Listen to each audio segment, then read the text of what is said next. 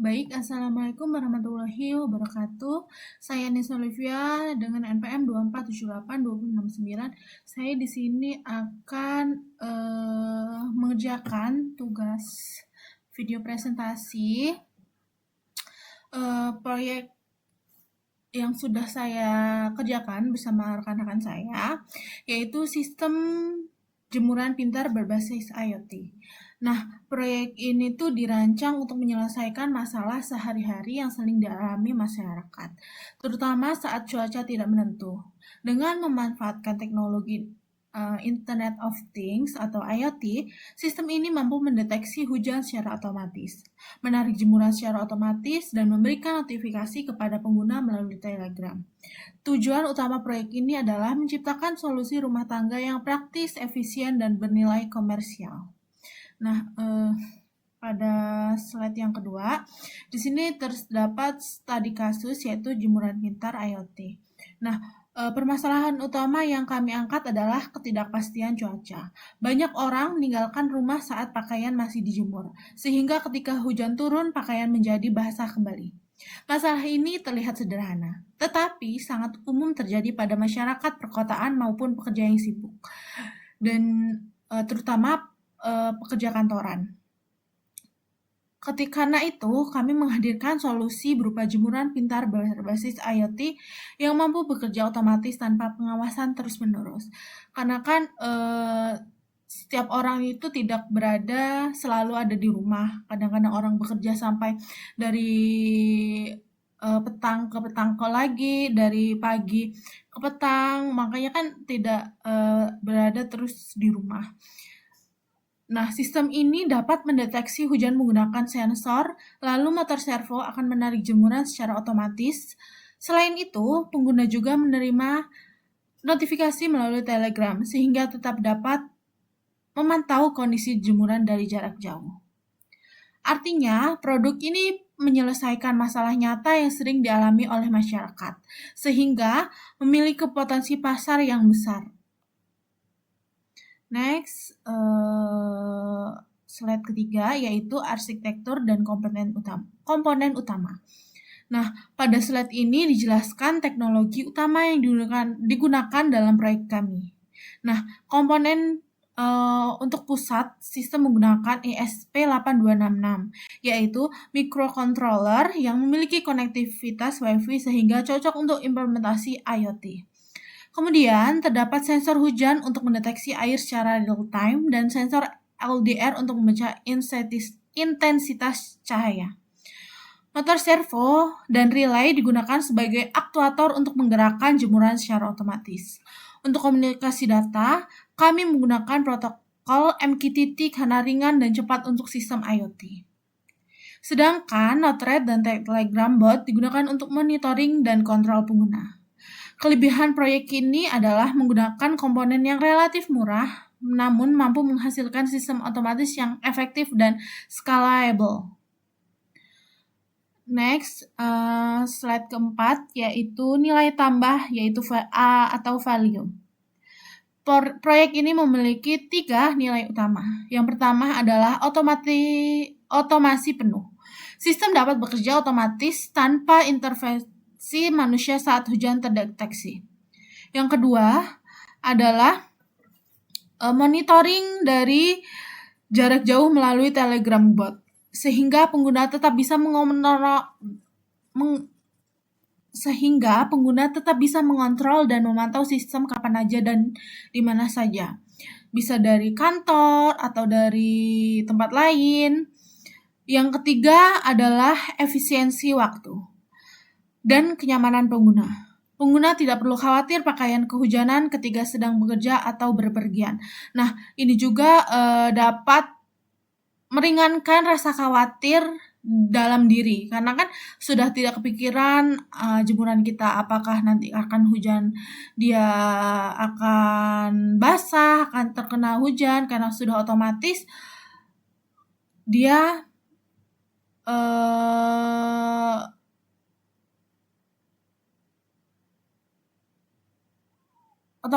akan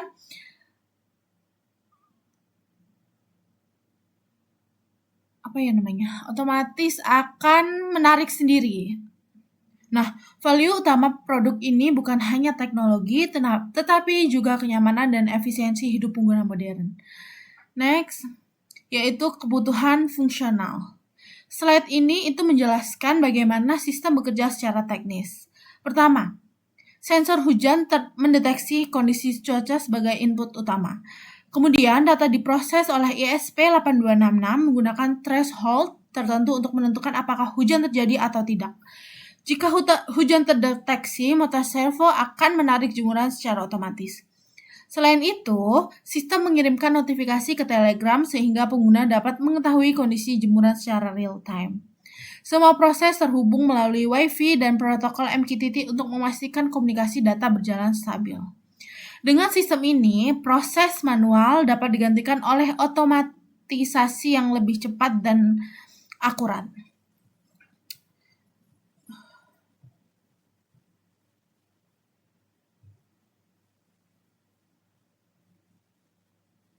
Next, yaitu kebutuhan non-fungsional.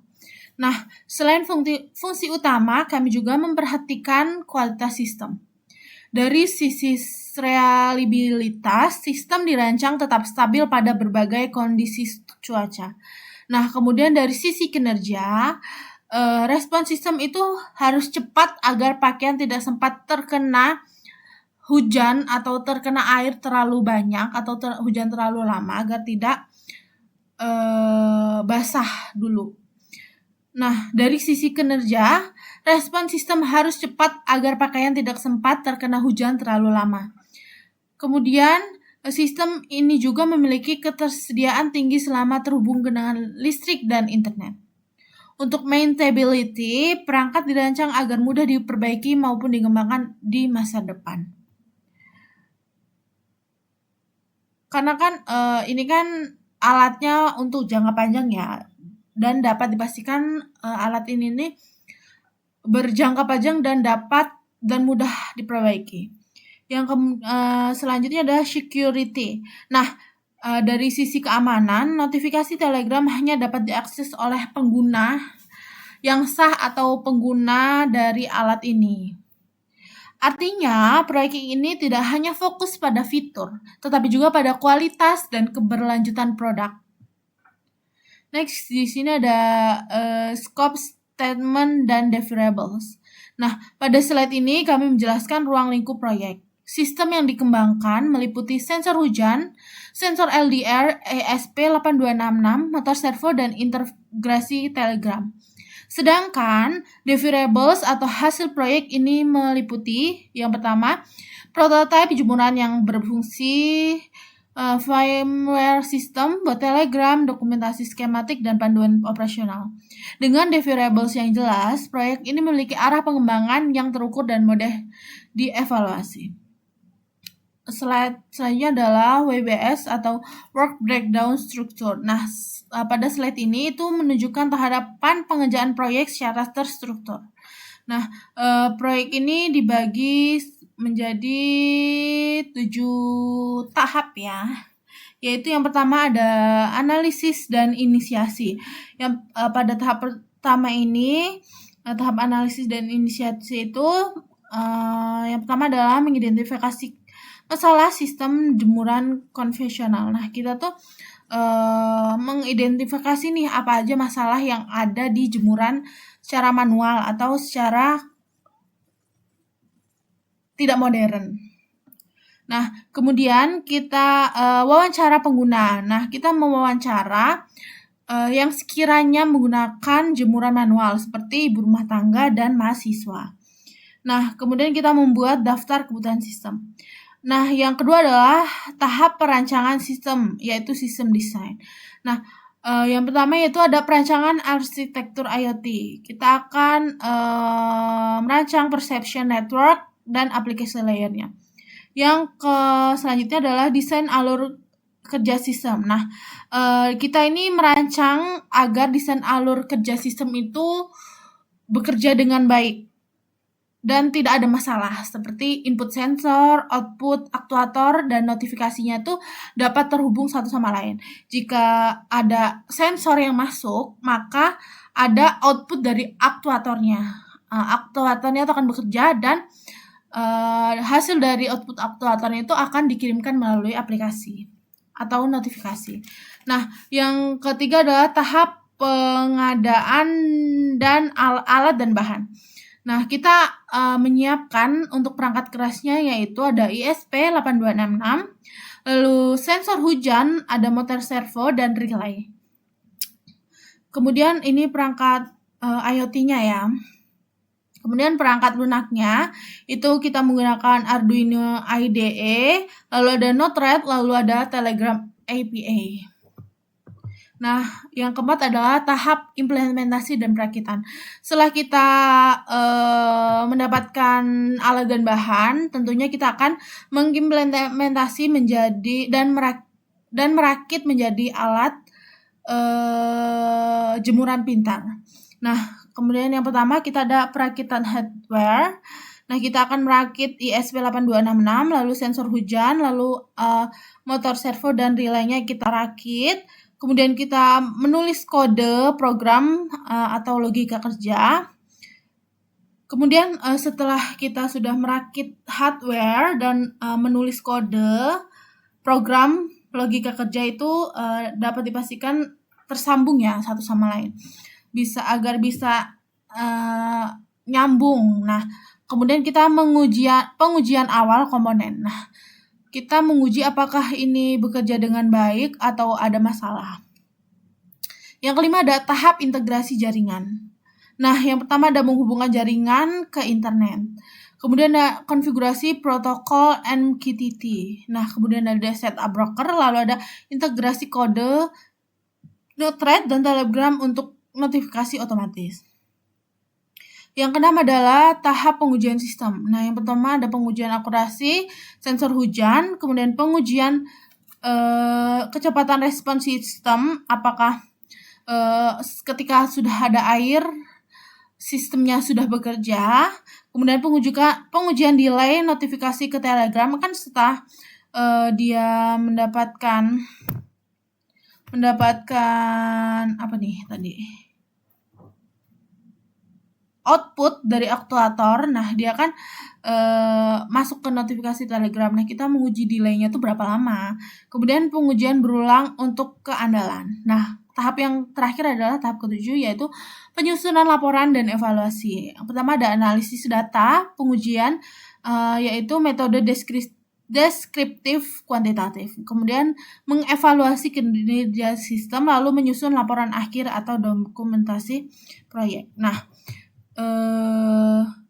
pembagian tahapan ini penting dalam manajemen proyek agar pengerjaan lebih terkontrol, efisiensi, dan meminimalkan risiko keterlambatan.